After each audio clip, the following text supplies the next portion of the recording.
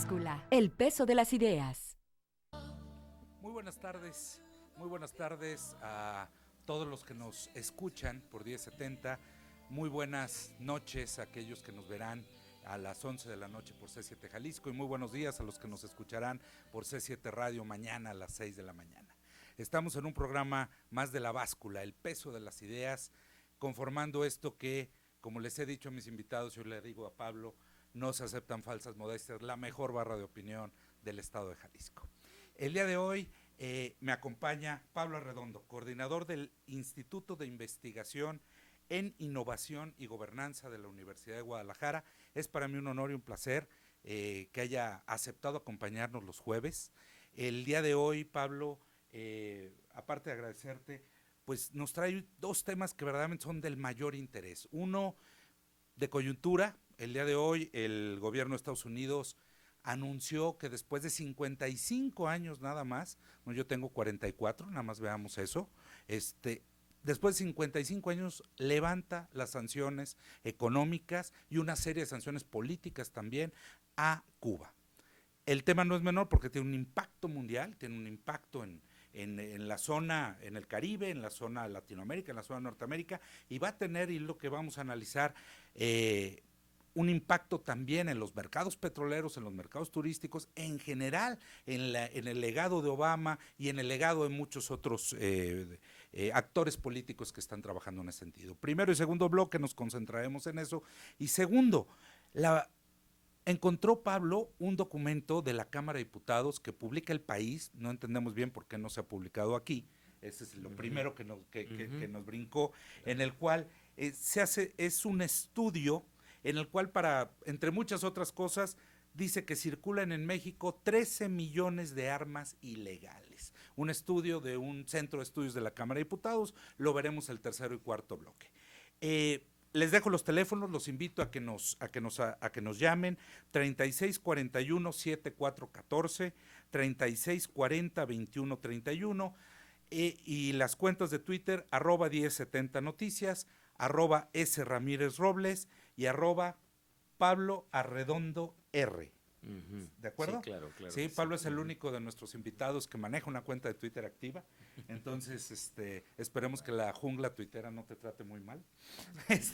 Pero bueno, entonces arrancamos este primer bloque hablando de este asunto de Cuba. Sí. 55 años de bloqueo, 55 años de intervención. Si era tan fácil quitarlo, ¿por qué no lo hizo un Clinton progresista? ¿Por qué no lo hizo un Kennedy progresista? Entendemos que los republicanos no lo hayan hecho. ¿Por qué no lo hizo un Carter que quería ser el bueno del mundo, el primer jefe del mundo libre bueno? ¿Por qué lo viene a hacer Obama? ¿Qué es lo que pasa? ¿Y por qué en cuestión de 3 semanas vemos que lo que parecía inamovible se derrumba como se cayó el muro? Bueno, antes que nada, Sergio, déjame agradecerte la invitación a estar en este espacio, es muy importante poder tener la oportunidad como ciudadano, sobre todo, como ciudadano quizá medianamente informado, de poder expresar mis opiniones y mis limitados análisis sobre estas realidades complejas. Es que estas son realidades complejas y tú lo acabas de decir. ¿Por qué? Bueno, esa es casi una pregunta para los historiadores del mañana. Del mañana. Exacto. Dentro de N años, no sé cuántos, 50, 100 años, a lo mejor estarán saliendo las verdaderas razones de por qué en este momento surgen. A nosotros lo que nos queda es especular en el mejor sentido de la palabra, generar algunas conjeturas, diría Popper, el filósofo de la ciencia. Y estas conjeturas corren por esta idea. Bueno, lo primero que habría que reconocer es que el mundo ha cambiado. Nos guste o no, el mundo ha cambiado. Y de hace 50 años a la fecha han sucedido demasiadas cosas. Se cayó el muro de Berlín, por decir algo, pero esas son las cosas más dramáticas que han sucedido. Pero lo que sí ha sucedido es que el mundo ha intensificado su globalización para bien y para mal. Es decir, que todo lo que pasa en un lugar de la Tierra afecta a lo que sucede en otro lugar de la Tierra. Las ideologías han entrado en un entredicho también, las viejas ideologías, las maneras de ver tradicionalmente el mundo han entrado en cuestionamiento total, ¿no?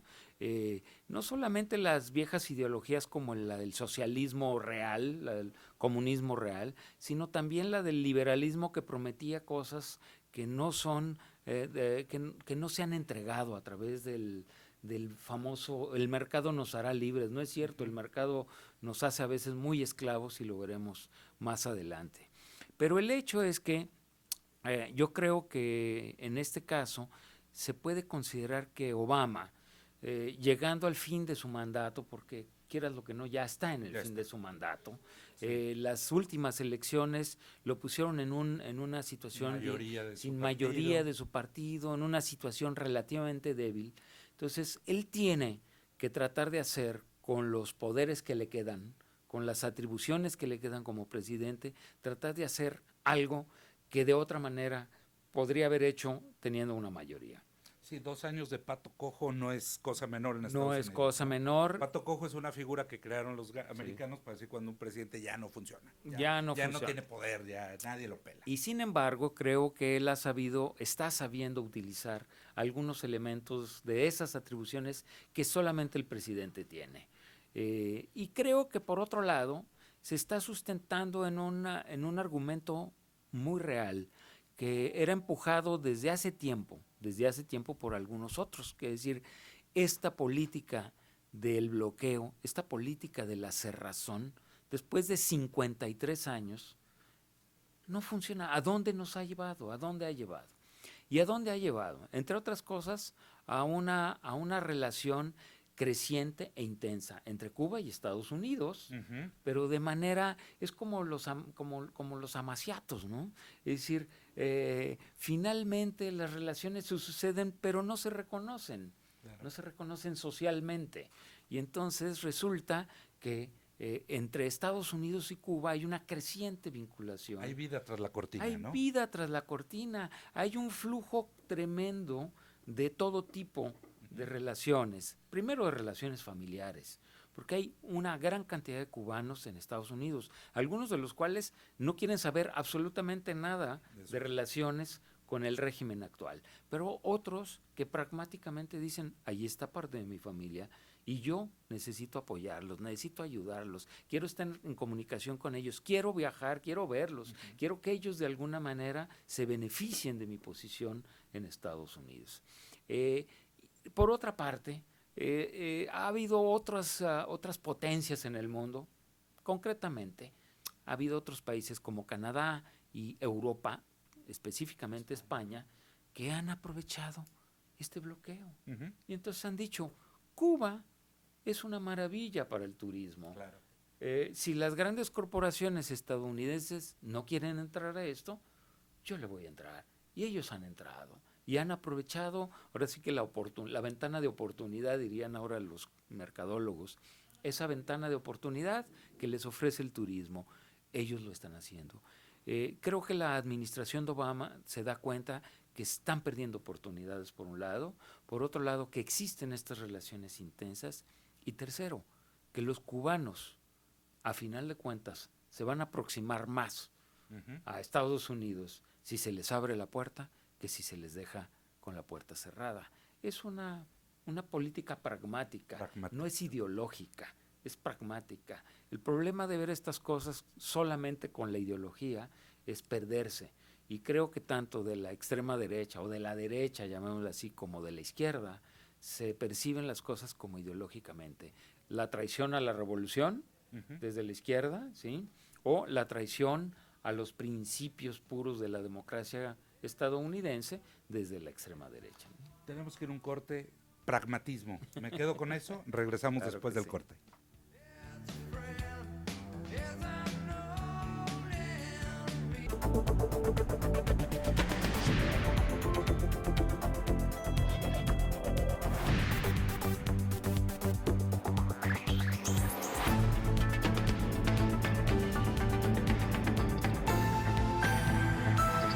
La báscula, el peso de las ideas. If you say that that you are mine. I'll be here till the end of time. So you got Estamos de regreso en La Báscula, el peso de las ideas, 3641-7414, 3640-2131, arroba S. Ramírez Robles, arroba 1070 Noticias y arroba Pablo Arredondo R. Estoy en lo correcto, ¿verdad? Sí, en lo correcto. Nos claro, quedamos, sí. seguimos analizando, nos queda en este segundo bloque para seguir viendo cómo está este asunto de del levantar las sanciones, cómo Estados Unidos levanta las sanciones a Cuba, las sanciones que llevaban 55 años. Una pregunta, Pablo, Ujú. ¿gana o pierde Fidel? ¿Gana o pierde el modelo cubano? ¿Hay ganadores y perdedores? Bueno, yo soy de la idea que los dos están jugando a ganar. Ninguno está jugando. Precisamente han llegado a la conclusión de que esta vencida, este juego de vencidas, digamos, de 53 años, no ha llevado a ningún lado. Ninguno ha podido vencer al otro como quisiera, por lo menos. Han tenido sus pequeños triunfos y sus pequeñas derrotas. Bueno, recordemos simple y sencillamente el intento de invasión en Bahía de Cochinos, en fin, y otro tipo de triunfos y derrotas hasta simbólicas, ¿no? ¿Te acuerdas del pequeño balsero, Del balsero, que fue recuperado que por llegó Cuba? recuperado. En fin, los dos han tenido sus triunfos y sus derrotas, pero exactamente, Elián se llamaba. Pero a la hora de la hora ninguno ha ganado, ninguno. Ni Estados Unidos puede decir que doblegó a Cuba, ni Cuba puede decir que su modelo es exitosísimo a pesar del bloqueo de los Estados Unidos. Al contrario, Cuba vive situaciones muy dramáticas de carácter económico, de carácter social, vive una creciente inconformidad o disconformidad de su propia sociedad frente a los resultados de una revolución que ya no tiene el empuje ni de lejos de la original revolución cubana. Y que en la que florecen además los grupos opositores, los grupos que demandan que los derechos humanos se respeten, que la libertad de expresión sea una realidad, en fin, una serie de cuestiones. Y por otro lado, Estados Unidos, pues en realidad no ha podido decir que pudo vencer a esa pequeña isla llena de orgullo y de dignidad, que finalmente ha logrado, a través de su revolución, consolidar una sociedad muy educada, con unos servicios sociales incuestionables, como son la educación y la salud. Y en ese sentido, bueno, podemos decir, los dos se dan cuenta que por este camino no van a llegar a ningún lado. Y creo que la apuesta es que los dos van a ganar algo. ¿Sí? Cuando tú me preguntas, bueno, sobre Fidel específicamente, es interesante porque Fidel no ha dicho nada. Como dirían mi madre y mis tíos, que en paz descansen todos, dirían, ni agua va. Es decir, no dice ni agua va. Pero el hecho es que tampoco se ha opuesto. Y quien gobierna es su hermano, Raúl. Y finalmente Raúl está empujando esto. Y esto uno puede pensar es una apuesta para los dos. Pero es una apuesta que los lleva a abrir nuevos derroteros, nuevos caminos originales, caminos distintos, a sabiendas de que tienen oposición en los dos lados. Yo creo que por un lado los ortodoxos de la Revolución Cubana dentro y fuera de Cuba lo ven mal.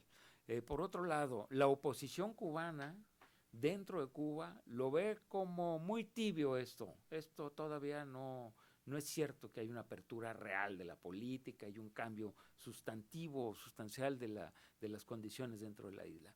Y por otro lado, la derecha y la no tan derecha americana también dicen, esto no nos lleva a ningún lado. ¿Cómo vamos a hacer tratos con un dictador, con un régimen de esta naturaleza?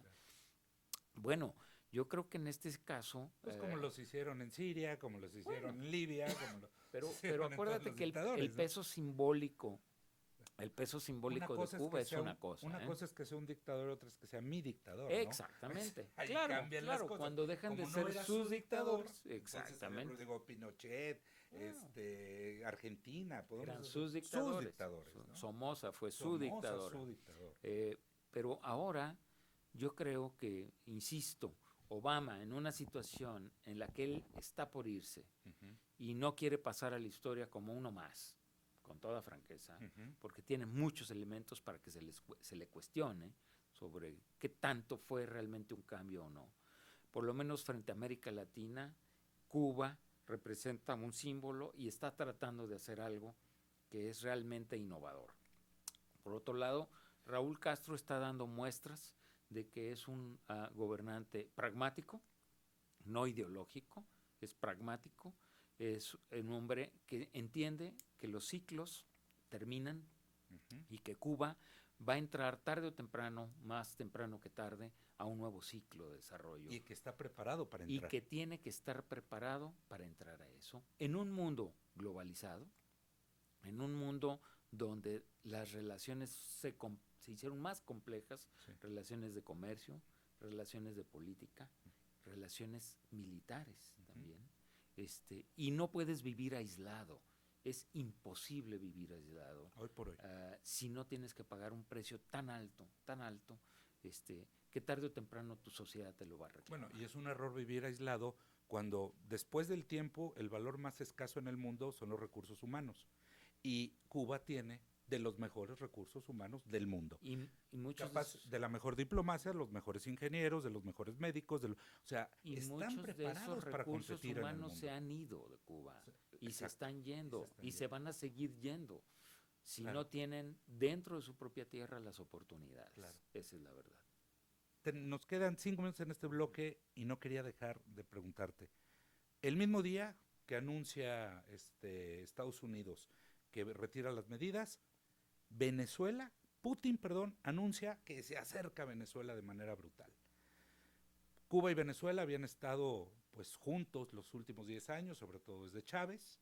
Cuba vivía de las ayudas del petróleo venezolano, el petróleo se cae a la baja, pero entonces empezamos a ver que Estados Unidos y Rusia empiezan a tener demasiados frentes de confrontación diplomática, económica en el mundo. ¿No estaremos en ciernes de un nuevo tipo de guerra fría? Mira, de nuevo, es una hipótesis, es una Sí, sí. conjetura, es posible, claro que sí. Rusia finalmente no ha logrado integrarse lo más que se puede a Europa, por decir algo. Ujú. Y es un error de Rusia y un error de los De europeos, los dos, de los dos exactamente. bandos, digamos. No han Exacto. sabido conciliar las nuevas condiciones. Pero uno de los grandes errores de Rusia fue la invasión Ucrania. de Ucrania, ¿no? Y eso, bueno, polarizó, evidentemente. Tú no puedes resolver los problemas invadiendo a tus vecinos. Hay que regresar a la historia. Claro. No Así el hizo vecino eso. diga, ven, ayúdame. O sea, No es posible. No hay justificación alguna Ujú. para una actividad de esa naturaleza. Eso polariza, Claro. evidentemente. Y yo creo que el mundo se ha polarizado, desgraciadamente, por esas acciones. Pero todavía no me atrevo a decir que estaríamos reeditando igual una guerra fría como la que se vivía hace 50 o 60 Con un años. mundo polarizado en Porque, dos. Porque está Europa, está porque China. China es otra China, Claro, también. Europa es otra Europa, aún América Latina es Ujú. otra América Latina. Entonces estás teniendo, claro, polarizaciones, pero en un mundo distinto, en un mundo mucho más integrado, más globalizado, más complejizado. Rusia no sé cuánto puede aguantar polarizarse cuando los precios del petróleo se cayeron, Ujú. cuando necesita de la tecnología de Occidente también, la sigue necesitando, Sí, sí. porque una de las cosas que hizo que se derrumbara la Unión Soviética fue que no tuvo la capacidad de competir tecnológicamente con Occidente. Si le va a seguir apostando a la tecnología bélica, es probable que pierda, porque la tecnología bélica te da siempre y cuando tengas guerras. Si no tienes Claro. guerras, Claro. no sirve para nada. Y en ese sentido, creo que la apuesta tiene que ser por el desarrollo tecnológico con múltiples aplicaciones, y ahí habría que ver si Rusia está en esa misma frecuencia. Sí, parece que en el ferrocarril de la investigación y desarrollo no se subieron. Se quedaron completamente aislados. Occidente va con todo. A ese carril que decíamos ayer con el doctor Durán, 7 de cada 10 empleos del futuro no están hoy inventados. No sabemos lo que va a pasar con ellos. y esos 7-10 parece que Occidente se los va a quedar. No, Rusia no está jugando en ese camino. Pues ¿no? ese es el gran dilema de Rusia. Rusia yo creo que ha dado grandes brincos en más de un sentido, pero todavía se estaba sustentada en el paradigma viejo, en el paradigma del control de ciertos recursos naturales, que son muy importantes como el petróleo, pero el paradigma del desarrollo tecnológico es clave. Ese es el que ha hecho la diferencia en ciertos países que ya no lo han demostrado. El caso específico de Corea del Sur, por ejemplo, Claro. es un caso concreto. China está corriendo para emparejarse con Corea y con Japón. ¿Por qué? Porque los chinos saben que si ellos no entran a esos elementos de tecnología, se quedan completamente rezagados. Y ellos quieren ser un país que produzca, no nada más materia de segundo nivel, ¿no? O manufactura de segundo nivel, sino tecnología de punta. Claro. Y esa es la clave, ¿no? ¿Rusia lo está haciendo? No lo sé. Dejamos Cuba por un momento, vamos a regresar a hablar de estos 13 millones de armas ilegales que hay en México, datos oficiales. Regresamos en un momento.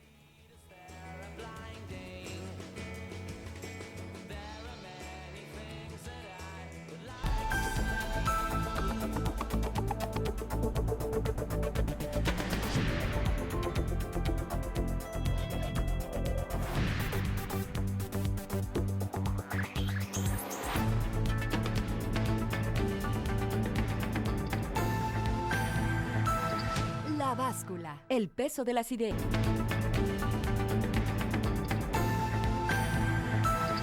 La báscula, el peso de las ideas. Regresamos a la báscula, el peso de las ideas, 3641-7414, 3640-2131, @S Ramírez Robles, mi cuenta de Twitter, @1070 Noticias y @Pablo Arredondo R, la cuenta de nuestro invitado de los jueves. El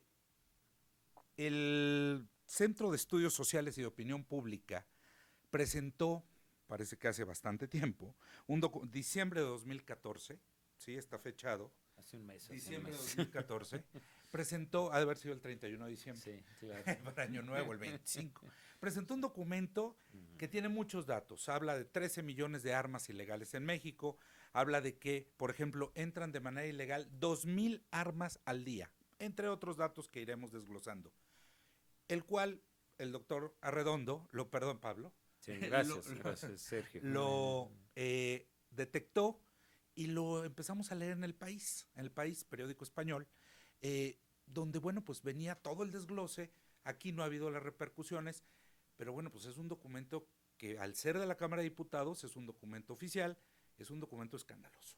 ¿Cómo lo ves?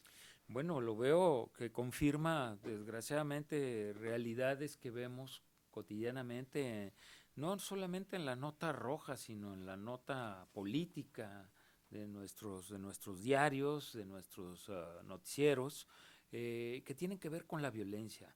Sergio, este país, por desgracia, está sufriendo la violencia. Está sufriendo los fenómenos de violencia que se acumulan y que están dejando muchas víctimas. A veces nos parece muy fácil decir que el sexenio pasado, por lo menos, se calcula que tuvimos 60,000. 60,000 dice el informe de 60,000 2006 a la fecha. De 2006 a la fecha. Por calcularle 60,000 al Estadio Jalisco le caben, le caben 55,000, ¿no? 55,000, o sea, 55,000. un Estadio Jalisco completo. Y el sobrecupo. Y el sobrecupo. Y es una dinámica que al parecer no para. Y que nos han querido hacer creer que este es un problema simplemente de grupos del crimen organizado, cuando todo indica que la violencia se está desparramando digamos que en todos los sectores del país.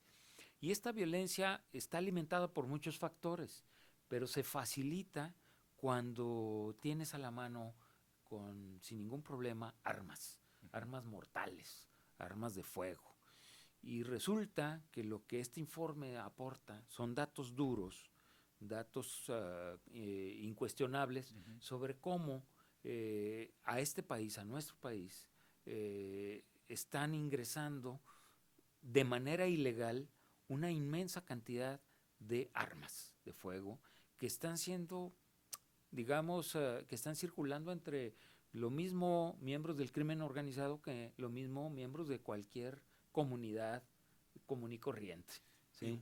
Y hasta en personas que simplemente se quieren defender. Y hasta en por personas que miedo simplemente... a los otros Claro, armados, ¿no? entonces, ¿en qué estamos, a dónde estamos llevando esta situación? A un país donde se multiplica el crimen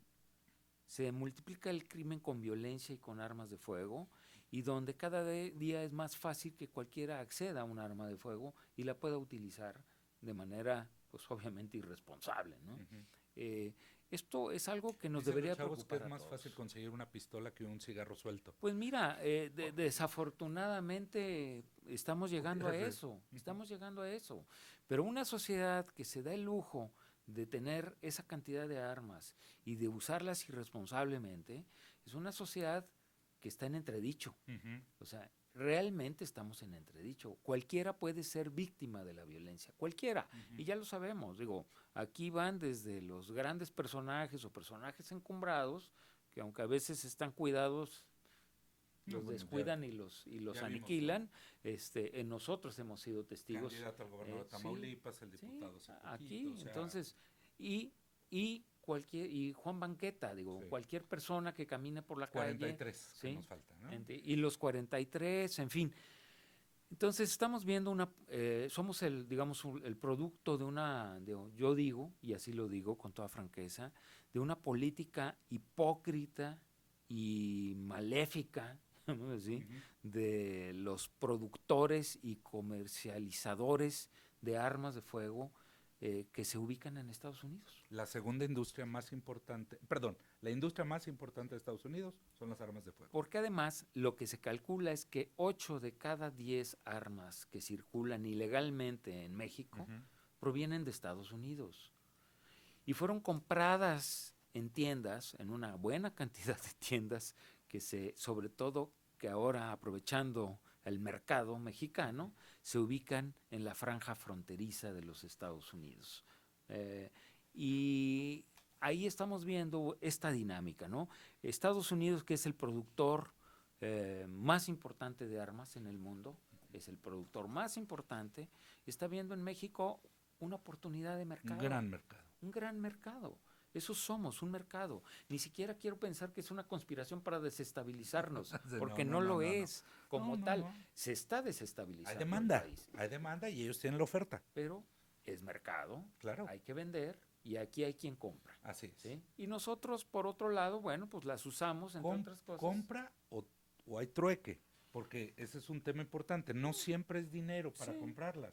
Los grupos organizados pagan con droga, reciben armas a cambio y bueno, en todo ese proceso, o sea, hemos explorado el comercio moderno, el trueque, con todas las posibilidades. Pero dentro de esta política hipócrita estadounidense, porque aquí la responsabilidad es sobre todo estadounidense, y también una complicidad de nuestras autoridades mexicanas que voltean la cara a otro Cierran lado, los ojos. cierran los ojos, no se percatan de que hay un gran flujo de comercio ilegal, digamos, de contrabando de armas al país, y se hacen como que La Virgen le habla. La Virgen les habla. Sí. La Virgen les habla. Entonces, esto nos está costando mucho socialmente. Hay que pensar en todo lo que nos cuesta económica y socialmente la cantidad de víctimas que se generan por el uso de estas armas. Sí. Y yo creo que este debería ser un tema a debatir en el país. Lo que pasa es que de pronto estamos pensando en tonterías, perdón que lo diga, pero los temas fuertes y serios se nos olvidan. ¿Sí? Yo no estoy viendo a los partidos políticos en esta frecuencia. Esta sería una de las grandes discusiones. Y que, por ejemplo, en Estados Unidos, sin importar el nivel de campaña presidencial o distrital, el uso de las armas es uno de los temas que siempre se discute. Es lo que Las llaman armas en los un privados. issue. Es un un issue issue a discutir ¿no? en todas las campañas. En ¿no? efecto. Y aquí no lo es. Y por otro lado, debo decir, nuestros gobernantes, sobre todo a nivel federal, pues hablan de las grandes reformas del país, pero parecería ser que esas reformas se van a consolidar y se van a desarrollar en una sociedad que se está descomponiendo a pasos acelerados. Sí. ¿Cómo se va a consolidar una reforma de cualquier naturaleza en una sociedad que está violentada Con tanta- completamente? siendo Trump proclive a la violencia, Totalmente. ¿no? Y bueno, en Jalisco, en muchos estados de la República, pero todavía cuando yo nací en los años 70, era común que mucha gente en Jalisco andaba armada, sobre todo en las zonas rurales. Obviamente no traía lanzagranadas y lanzamisiles, Claro. no, traía una pistola y los charros andaban, o sea, era un mecanismo. Ni cuernos de chivo, ni Nada nada de traían, eso. Ujú. pero armaban. Y fue un esfuerzo enorme de los gobiernos para desarmar a la gente. En Jalisco, bueno, todavía hace los años 60, 70, muchas de las cosas arreglaban a balazos. Hoy, y se dejaron de arreglar. La gente empezó a acudir a los tribunales, empezó a acudir a otros mecanismos. Hoy está el nivel de armas que lo más fácil es que las cosas se vuelvan a arreglar a balazos. Y esta sociedad está haciendo, perdón, y ninguno de los gobiernos, ninguno de los aspirantes a gobernar está poniendo este tema en la agenda de la discusión. Habría que preguntarnos por qué se mantiene fuera de la agenda de la discusión. Y a mí me llama mucho la atención por qué ningún medio nacional retomó este informe, siendo tan fuerte. Y bueno, pues lo retoma el país que ya tiene una gran inversión mexicana. Sí, por cierto, claro, ¿no? tiene O sea, mucha presencia mucha aquí, presencia tiene intereses mexicana, aquí ¿no? también. Entonces, tenemos que irnos a un corte. Regresamos con este mismo tema y regresamos en un minuto. Gracias.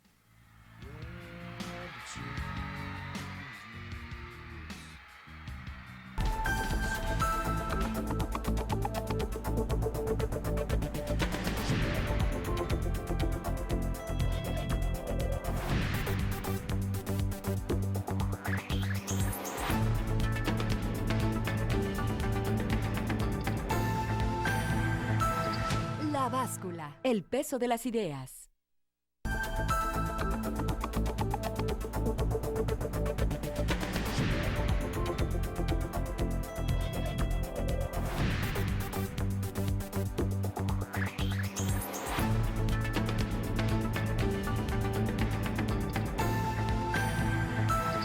La báscula, el peso de las ideas.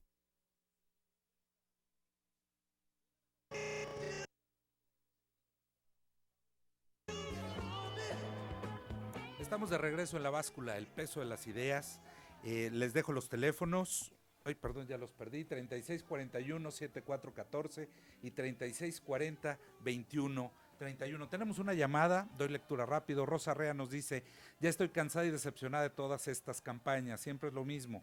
Candidatos van, candidatos vienen, pero de todos modos todos roban y no ayudan de mucho al pueblo. Puras promesas, nomás llegan a donde quisieron y se olvidan de nosotros. Las cosas están cada vez más caras, ya no alcanza igual el gasto. Gracias, Rosa, por tu llamada. Pablo, volviendo a este tema, el armamento ilegal, la armamentización, pudiéramos hablar de la sociedad mexicana a partir de estos datos. Dos datos que me brincaron mucho, que me acabas de compartir, que me llamaron mucho la atención.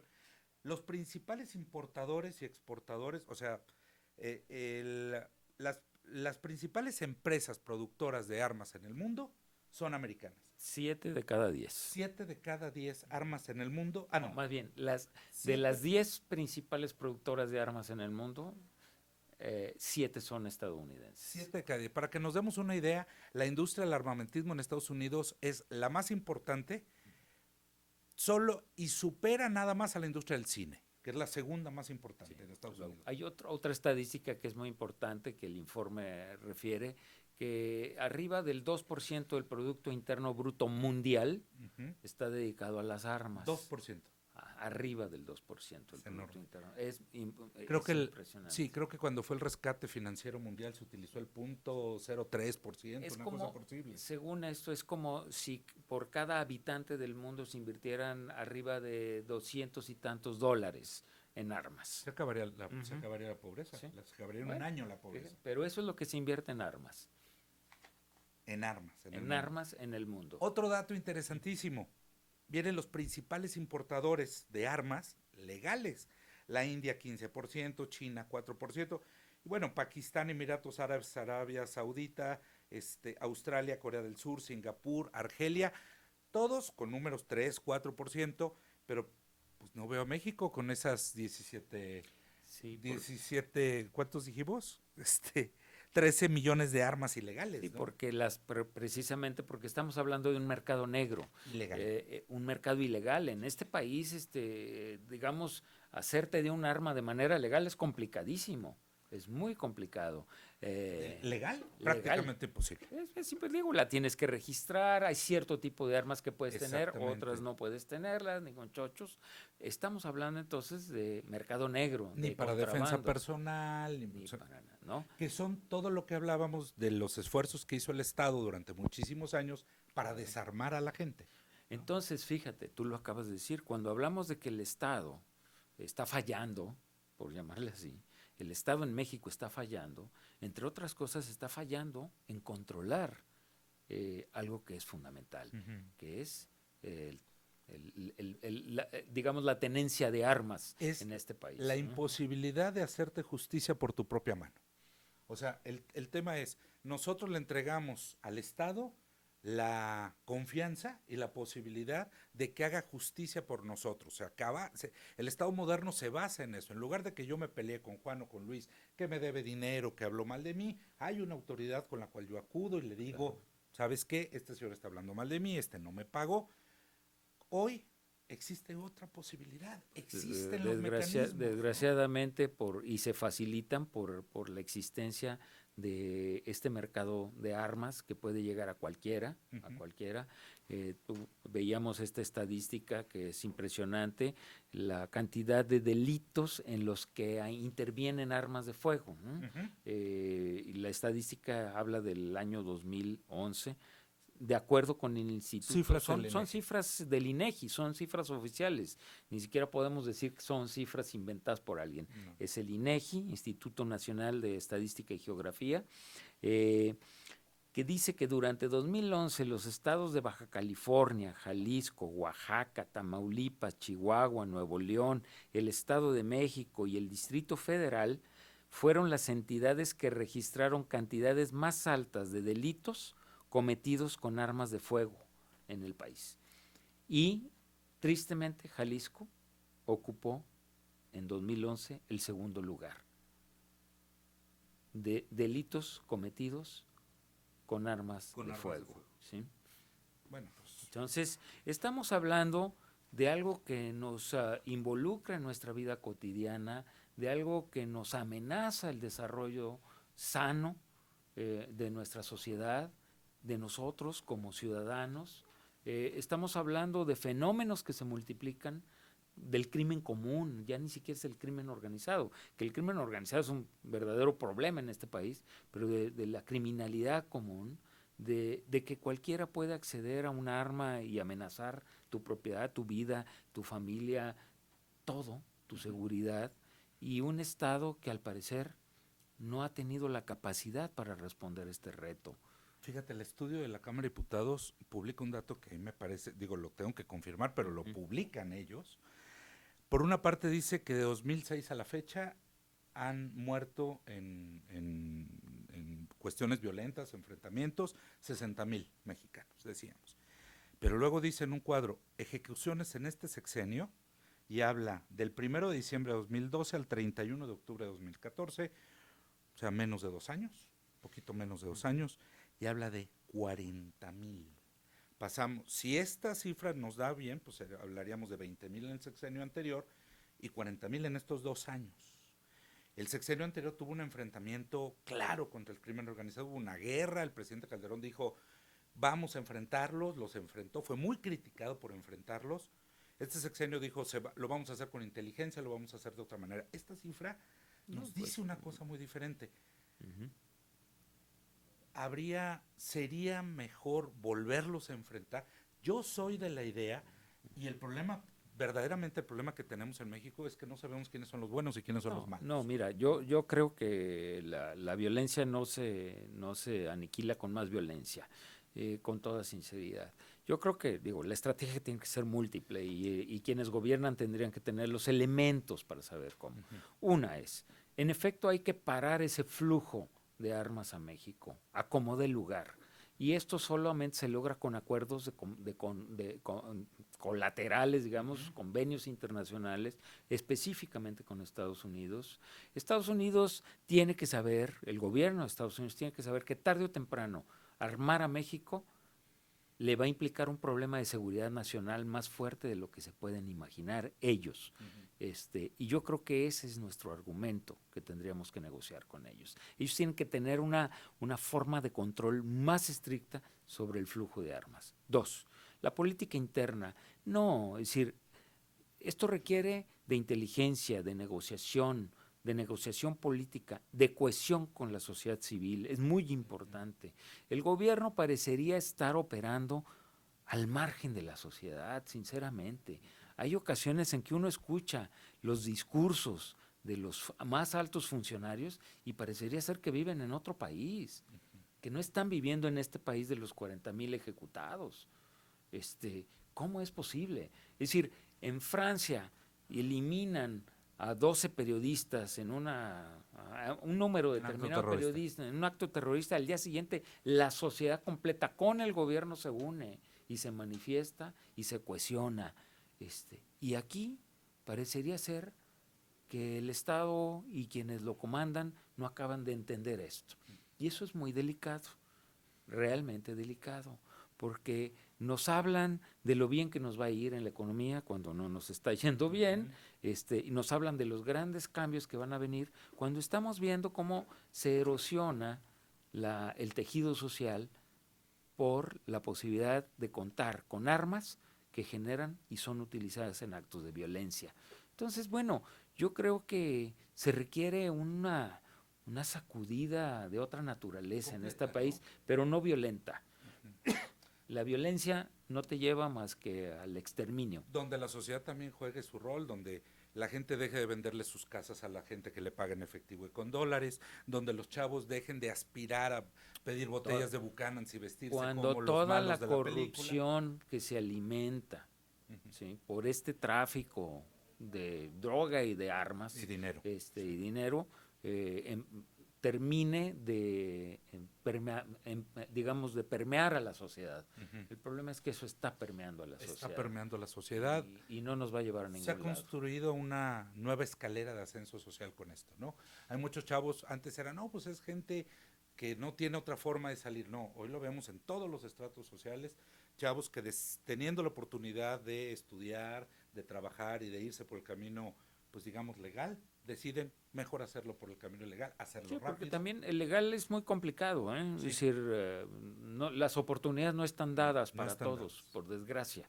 Entonces hay que abrir las oportunidades. Hay que abrir oportunidades, necesitamos opciones de crecimiento económico, de incorporación de la juventud, de trabajo, con una economía que llevamos creciendo pues muy por debajo de lo que necesitamos durante muchos años. Nuestra ¿verdad? economía se puede describir como una persona catatónica durante 30 años, más o menos, ¿sí? 30 años viendo al horizonte. En estado de coma. Estado de Estado de coma. No se muere y no despierta. Está en estado de coma durante 30 años. Bueno, y alimentado, las ondas equivalen Sí, a Pemex. Y a pero lo que no se nos ha olvide, mantenido Pemex, en estos ¿no? 30 años hemos producido más millonarios en el mundo de los que ha producido Suecia o de los que puede producir Francia. Bueno, ya lo vimos. Hoy anuncian que Carlos Slim compró, es el accionista mayoritario del New York Times, ¿no? Sí, en efecto. El Eso New es lo York que ha Times, o sea. producido el modelo que se impuso en México hace 30 años y que seguimos repitiendo con partidos de un signo y con partidos del otro Exactamente, signo. exactamente. Sí, porque ahora ya no es el tema de unos u otros. Tenemos un gobierno que los tres grandes partidos están, por lo menos territorialmente, en diferentes estados y en diferentes espacios. Pablo, te agradezco muchísimo. Sergio. Tenemos que dejar, nos vemos el jueves que entra. Claro que sí, aquí te nos agradezco vemos. muchísimo. Yo te agradezco a ti mucho. Gracias. Nos vemos mañana 7 de la noche, hoy 11 de la noche por C7 Jalisco y mañana 6 de la mañana por C7 Radio. Gracias. Esta es La Báscula, el peso de las ideas.